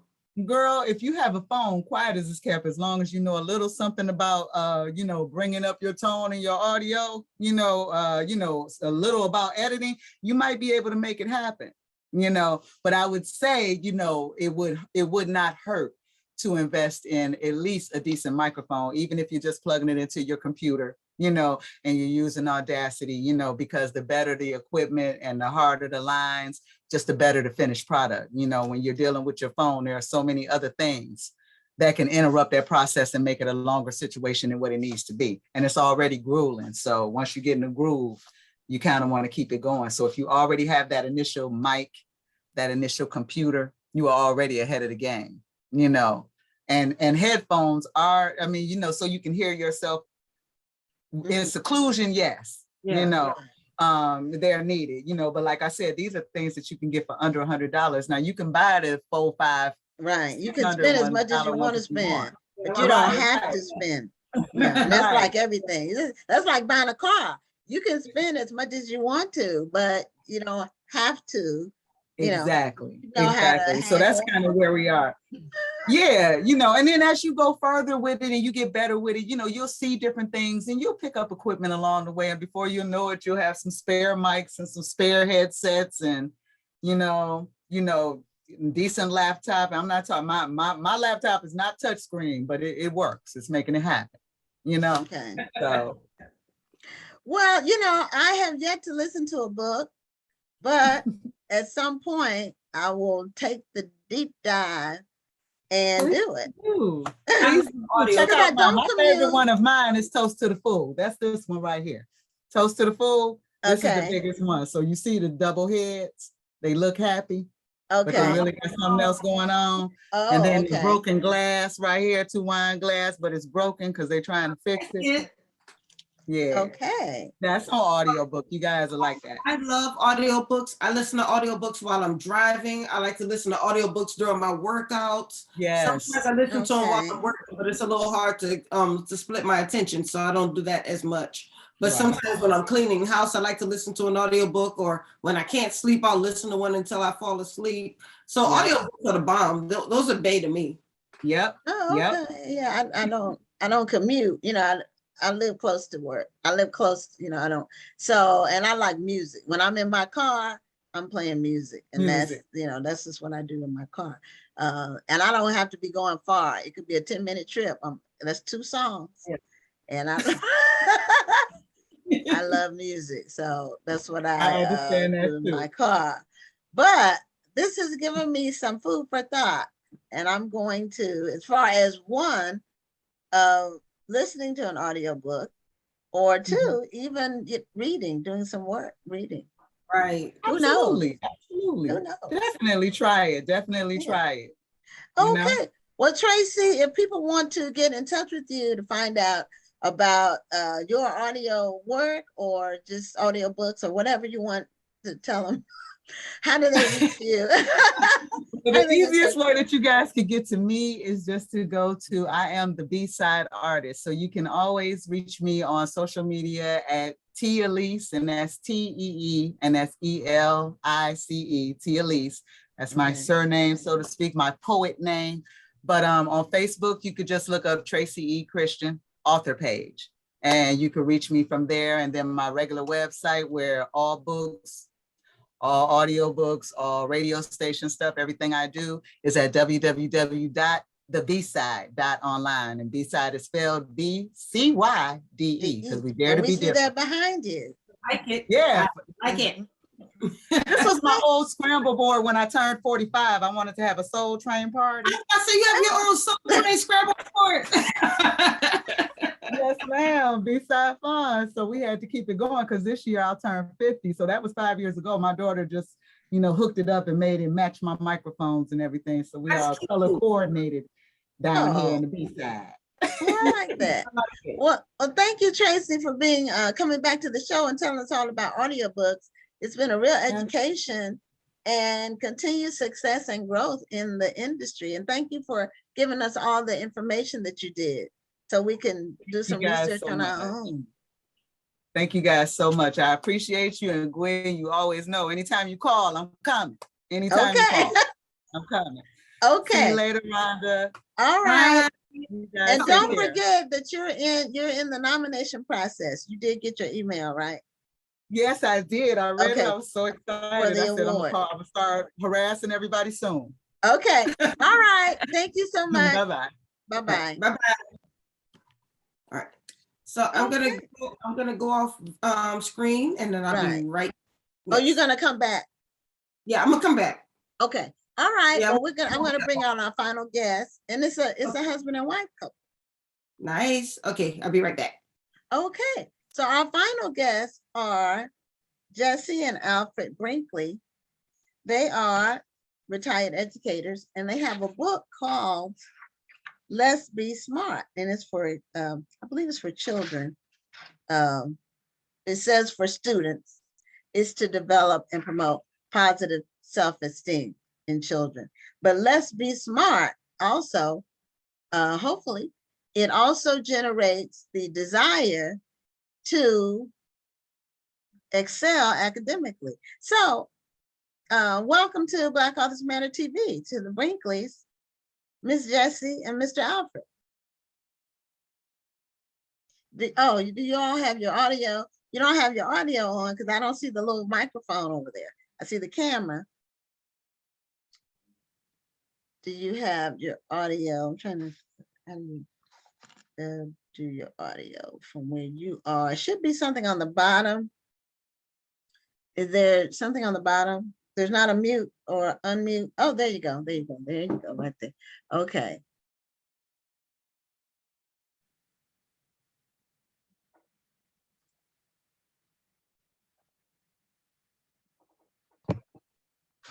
Okay, we just need you to unmute. I thought I heard some sound come through. Yes, yes. Okay, there you Hear go. me? All right, thank We're you here. Okay, thank you so much for being guests on Black Authors Matter TV. Well, thank you for inviting us. We're very excited. Thank you You so all much. are with BK Royston Publishing, and Julia Royston has been on the show. She's done a couple of workshops on self-publishing, and we've had a few of the authors under the BK Royston Publishing umbrella on the show in recent months. So we're glad to have you here, and you all have a book called Let's Be Smart, but are those other books at the top of your books as well? Yes, I On the have two top other shelf. books. I have two other books, yes. Okay. One is in, Now you one is all are- entitled, Oh, go ahead. I'm sorry. go ahead. I was just going to tell you that one is entitled Empowered from Within, and the other one is entitled Courageous Expectations. Okay. All right. Now that are they all geared toward young people? Yes, they are. Mhm. Okay. And you all are retired educators. Where did you all teach? What part of the country? Decatur City School in Decatur, Alabama. Northern Alabama. Oh, okay. And were you all in the classroom or were you all in administration?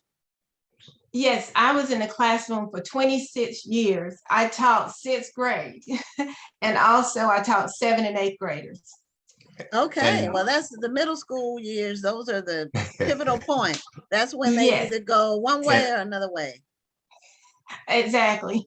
Yes, and I was an 8th grade technology teacher for the first 9 years, and then the last 9 years, or nine more years, I was the principal at the alternative school for 9 okay. years. So you've been in And the then I front. spent 2 years in central office as a director of at-risk kids. Mhm. Okay. Director. All right. Now, what led you to write the book, Let's Be Smart? Well, actually, it was the kids that we've dealt with over the years, and the things that we saw transpiring in conversation with the kids and observing the kids. We wanted to write a book to empower the kids to be self-sufficient. Yes, and a lot of the students have a lot of problems at home, and they bring those problems to school, and that affect their behavior, their grades, and everything. So we wanted to shed a light on that.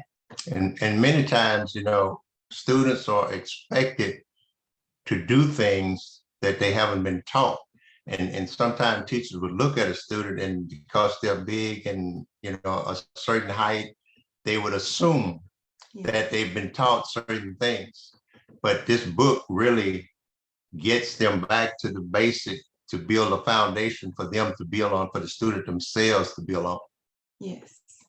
Okay. Now, my daughter encountered this, and I hear this from other students from time to time too. My daughter was she went to private school from K through 9, and then she went to public school from 10 to 12 when she graduated. But she encountered people because she spoke proper English, Yes. like her parents and like my parents. And my parents grew up on a farm. I always marveled at how my parents spoke correct English, and they grew up in a rural area. But she just spoke the way we talked at home. It wasn't something out of the ordinary, but some of the students would say she was talking white or trying to be white or act white. And that's just sad to me. Now I didn't encounter that. So I don't know if that's something in later years. When I was growing up, I didn't encounter that. We weren't, it wasn't said we were acting white I mean, Right, right. we were smart. If you were smart, you were smart. That was it. And, you know, That's people it. admired you for being smart. And, you know, you might have been called a teacher's pet, maybe. Yes, But Right, you weren't accused of acting white. You know, white that's right. is not, because what does that really say? If you say being smart or speaking properly is white, then what is black? Is it, Well, what really, is you I mean, what you're are you really you're saying? Right. well, actually, you're diminishing your own perception of yourself Right, when you exactly. when you talk like that, you know. Exactly. And really, our personally, my standard barrier is not on this earth. Right. So- Exactly. Right. So, Right. I mean, we should want to be the best at whatever. We should always That's strive right. for That's excellence. right. Anybody can be mediocre or just perform in a substandard way. You should always That's right. want to perform your best, whatever that is. That's right. And that's so, right. because that's how you're going to succeed in life. And I just feel like students are being, it's too many mixed messages that kids are getting Yes. now, to where Yes.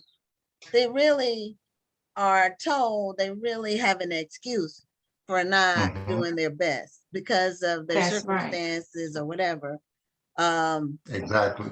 And what I'd like to remind children about, our ancestors had very little in terms of resources, Yes, but exactly. they did their best with what they had. Yes. Yes. Yes. Yes. Um, Same here. Mhm. so we need to stop having low expectations for our young people. That's right. They can That's be right. whatever Right. they want to be. And I don't know, That's right. I don't know when that changed, but we were taught we could be whatever we wanted to be. That's right. We were mean, too. Yeah, and that's we- right. Mhm. I mean, we were never And- taught we couldn't be something because we were Black. It was just That's never, right. we were never told that. And my parents were in Jim Crow. So Yes, exactly. if they could dream big dreams, then what reason does, I mean, now I know some children are in really horrific circumstances. And I do know when your household situation, like you said, the students, when they have things happening at home, they bring them to Right. school. Right. When they have negative Right. things happening at home. And Right. it is a lot of our children now that have challenges at home. Yes, That's right. yes, They are, you know, they don't, most of them don't know their dads, or they don't have a strong relationship with their fathers. He's not living there.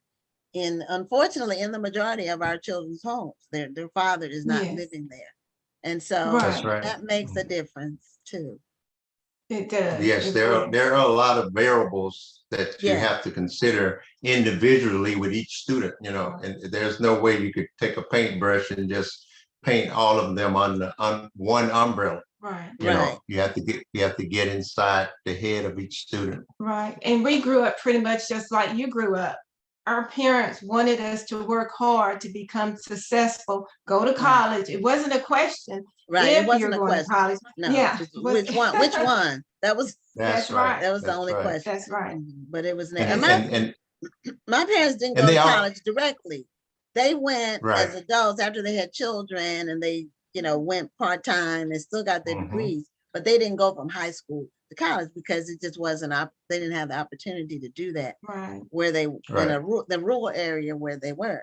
But yeah, we never from birth, we knew we were going to college. It was just Yes. it just was never a That's question. right. And our Go ahead. children were the same way. Our children were the same way, you know, we instilled in them from the time they were born, you know, we'd take them to college graduations and college programs on campus so they could see the college life, you know, and it never did enter their mind at any time that they weren't going to college. That's right. Right. And they all went through successfully. Yes. Yes. yeah, that's true. I've been thinking about something, just seeing and listening to some of the news programs and some of the people talking about children and wanting to lower the math levels and not teach children higher math, which I think is totally insane. But there are some situations in many cases where children are really under a lot of pressure because they don't have enough money at home. Their households don't have enough money. And I was thinking about, instead of doing all this testing that leads nowhere, why can't they have a program where children can earn money by doing well in school under certain circumstances, not by testing. We used to read for pizza and we were happy. Yeah, but some of these kids actually need money. Their households need money. Right. And some of them have to drop out of school to help at home, to help with money at home. Or, and it's not always in a, good way. But is that being done anywhere that you know of? Is that being tried? I just think that could really work. If it was done correctly, where it was actually the people were earning money for actually doing the work, and it would be some milestones or some measurements to make sure that it was on the up and up. But has anybody tried that? Do you know? I don't know of. Well, I heard something during COVID times where they had a shortage of workers at school, and some of the students were paid to clean up the school. So I heard that. Did you hear something similar to that the last year? I didn't hear that, but I was thinking more along the lines of academics being paid to perform with their schoolwork and to improve their knowledge level, like learning higher math, if they learn mastering certain concepts, being proficient with English, because you can bring in all this other stuff, but if they can't read, you can't do history, you can't do science. There's some things you can't do. You can't do civics. If you can't read, you can't do the other. You can't even do math problems, not the word problem. If you That's right. So I just, we need to start thinking out of the box with education, because we're going to lose millions of kids just not having the basic knowledge and skills to get decent employment. That's right. That's right. And some kids spend 12 years in school and still doesn't meet that bar. Right. There's some schools where the 12th grader or the whole high school is only like 10% of the people are reading at grade level. That's right. Yeah. And that's true. That should be unacceptable. Yes. And I know it seems like we have more people in education, but the more layers, it's like there keep being more layers and layers and layers of people, but the kids are learning less and less and less. Yes. Right. I don't know what's going on. I'm happy that my daughter got a good education, but it was because her parents cared about it. That's right. Right. And in the parents care, but they may not have the know-how to keep the child motivated or to make sure that they're actually learning. Right. Yeah, I agree with you on that. Another part and then some parents, if you're a single parent and you have to make a living, you don't have the time to devote to all the teacher-parent conferences and things like that. You might not be available for that. But the students still need an incentive to perform. Not everybody's self-motivated. Some kids are, but a lot of them aren't self-motivated. They need the push. They need some kind of motivation. And we need an education revolution in this country, especially for our kids, because our kids are really getting left behind. Yes. And they are. You can't be successful in life without an education. You need it. It's not optional. Or some skills. Now they had the trades, you know, they've taken a lot of the trades out of the schools. Yes, they have. So see, I've never been in education as far as never, in the classroom. Although I helped my stepson homeschool his children. They are 7 and 9. And when I was growing up as a kid, we would play school, in the summer. And I was always the teacher. I believe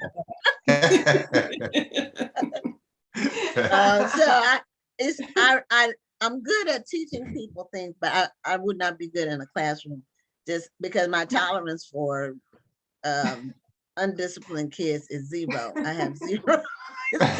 And I'm not flexible enough to make something like that work in the environment now. But I know we need a revolution in education because children need to get off the devices. They're too much on their phones and devices, right. and they need to be able to use the other side of their brain. That's right. And we students. have a question come from the audience. Okay. Mary Evans, she wants to know, who do you feel is your book's audience? Is it the students or is it the parents? The audience is the students because it is written to empower the students, and it's written on the grade level of between 4th grade and 12th grade. Yes. Okay. So it's written to empower the students so that they can become independent and self-sufficient and learn the basic things that they need in order to be educated or to receive the education that's being dispersed to them at the schools. Right. It involves discipline. It involves teaching them, what to do, how to do it, how to be respectful, and just a whole array of everyday things that they need to know. For example, the importance of education, their attitude, to have self-confidence, to do the right thing, and also a focus on your character. So those are the focal points of our book. Right. Okay, now how do you get the book? Like, how are you all circulating the book? Are you going into schools? How are you letting people know about the book and how you can go and reach the target audience? Yes, we're working on getting, permissions to get into the school, through the counselors or whoever does the scheduling for incoming speakers, because I also do motivational speaking, with the kids, and we're working on getting set up for a schedule for the coming year. And during the summer, we do boys and girls clubs and things like that. Yeah. So Okay. Yeah. So our book just came out maybe 2 or 3 weeks ago. Oh, okay. I didn't realize it was brand This new. particular one. Yeah. Right. Okay. Brand new book. Right. Okay. Yeah, Julia Royston, she told me Yeah. you had a book, but she didn't tell me it was a brand new book. So what's the difference between the blue and the red? Well, Is there a actually, difference? our brilliant publisher came up with the idea that we started out with the faith, but this one is faith-based, which is for churches, and things of that nature. And this one is school-based. And she came up with the brilliant idea of separating the two, because many times the schools won't accept books that has information about that specifically talks about church-related things or religion-related things, references and Bible verses and things of that nature. This one has a few Bible verses, and it's church-related, faith-based. So good for the Christian community. Okay. Oh, there are a lot of Catholic schools that would probably love that book. Yes. Yes. My daughter's alma mater in New Orleans is a purely Catholic school. I mean, mass is required. Yes. So. Yeah. And we are Catholics also. Yes. Yes. Yes. Mhm. So that's the difference. And Okay. so Dr. Okay. No, that was a good idea, because they don't, Yes. you can talk about just about anything in school now except God. So Yeah. That's right. Yes. That's right. Unfortunately, but And I do speak a lot in churches also. okay, but that is a good idea, and it's a good idea to make them different colors So you Right. don't get them mixed up, you know, Distinctive. it's very Yes. distinctive. So that was. So that was a brilliant Julia's on idea it. on her part. Yes. Julia is on That's it. why they pay Julia the big Yes. bucks. Right. Yes, she is. That was so good of her.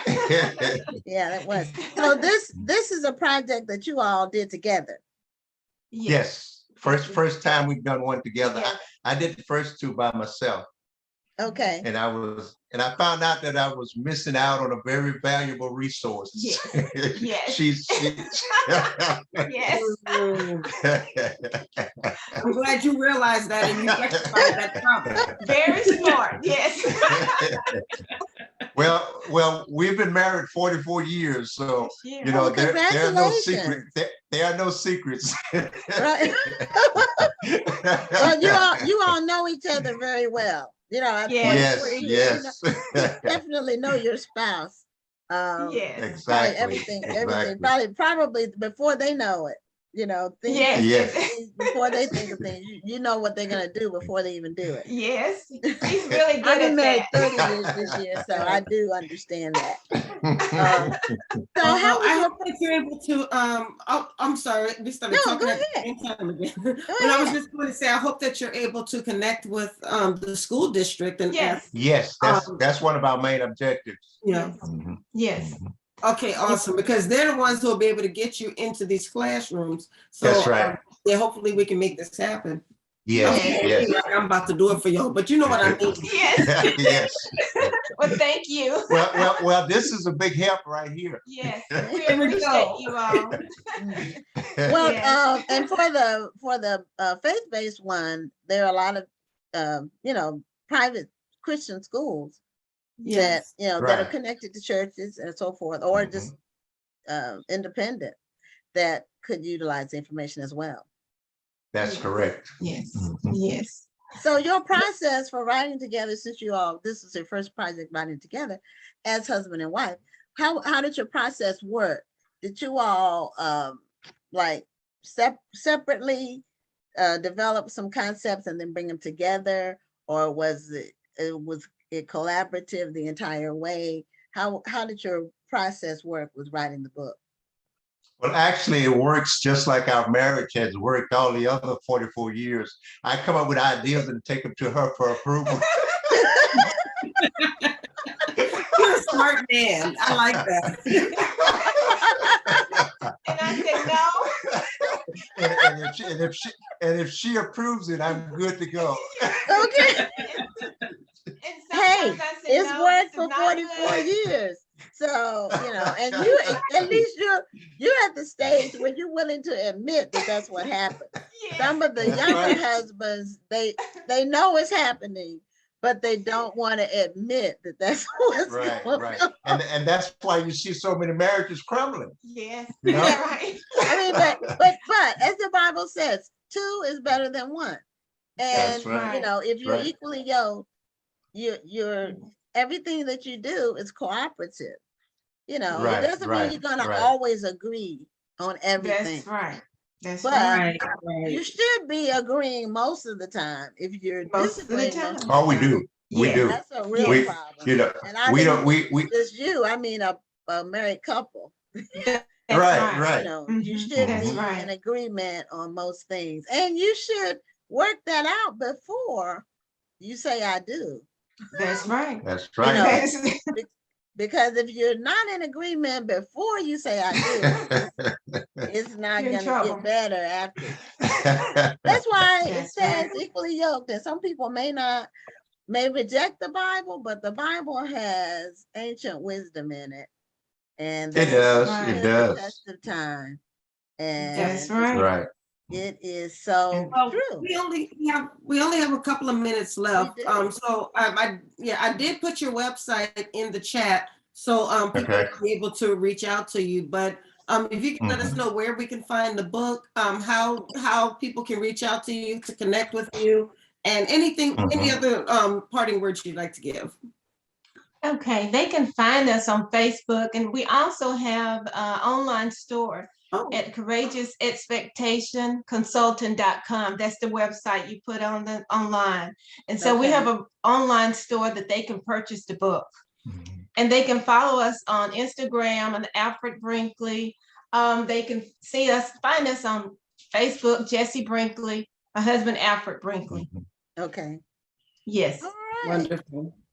Yes. And Instagram, And Instagram. Alfred Brinkley. Yeah. Well, you all are Yeah. keeping up with the technology, so that's good because Yes, yes. you know We're- that's where we're learning. people are on that's where the people are on social media, and some people Yes, "Well, that's where everyone I'm not is gonna go these on there. days. Well, that's where the people are. What can you say? You know, That's Yeah. right. that's just the Yeah. way the world has moved, Yes, and even right. more so since COVID. I mean, it's Yes. really moved in that direction.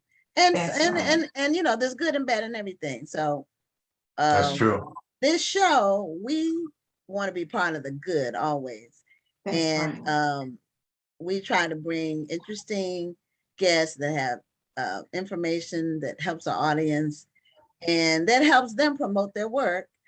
And we want people to know there are thousands of Black authors and people in the African American literature space that are doing innovative things that are really world Yes, changing. yes, And so yes. we want to make sure people are aware of that, and that's what we try to do every week. So thank you. Well, We're at thank 9 you. o'clock. It's the Well, end of thank our- you, and we appreciate you guys, and keep doing the good work that you're doing. Yes, thank you. We Okay, appreciate well, it. thank you, and same to you. Thank Yeah. you. Thank do the you. same. Congratulations and have a wonderful evening. Thank Thank you. you. We appreciate Thank you you. all. Thank you. Okay, Good night. All Good right. night. Okay. Good night. Well, that's the end of our show for this week. I do want to let people know our lineup for next week. We have Femi Yuba, who is an author, playwright, and professor. We have Connie Briscoe, who some of you may know we haven't really heard from her in a while, but I think she has a new Yes, book but I'm project coming up. excited about that interview. Yeah, She's written some amazing books. she has, and she's an award-winning author, so we're excited about getting her. Rose Stiffen is a multi-published novelist. And then we have Dr. Georgia Mcdade. She is one of the co-founders of the Seattle African American Writers Alliance. So she's going to tell us about her organization and what they do for writers. I think they just celebrated their 30th anniversary. They've been around for a long time. So before next Tuesday's show, the voting will start right after midnight on March 15th. The show is March 15th at night, but for the Black Authors Matter TV Awards, you can start voting at 12:01. And it'll be on the website where you can just click over and vote. And we're looking forward to an amazing process like we had last time. It was very exciting. So we're looking forward to that. And we have some other exciting things coming up. We innovate on this show. We're not sitting on our laurels. Absolutely. That's the way it's supposed to be, isn't it? Yeah. So and if you all ever have any suggestions for guests, feel free to let us know that. You can DM us. Don't DM us about yourself. DM us about someone else who you would like to see on the show. If you want, Then if I you would wanna get put bombarded. yourself I on already the get show- bombarded with people who do that. No, if you want to put yourself on the show, then you go to Black Authors Matter TV. and- TV.com. Yes, And .com. that's how you get on the show. Yes. Do But not if you DM wanna about the show. suggest- Go ahead and pick for a slot. Right. Get a slot on the show. But if you want to suggest a future guest, then do a direct message, and we read our direct messages. So that's it for tonight. We will see you next Tuesday on Black Authors Matter TV. I'm Gwen Richardson signing off for tonight. And I'm Dr. Rhonda Lawson. Stay in touch because there's some amazing things coming up. And we'll see you next Tuesday. Good night. Bye.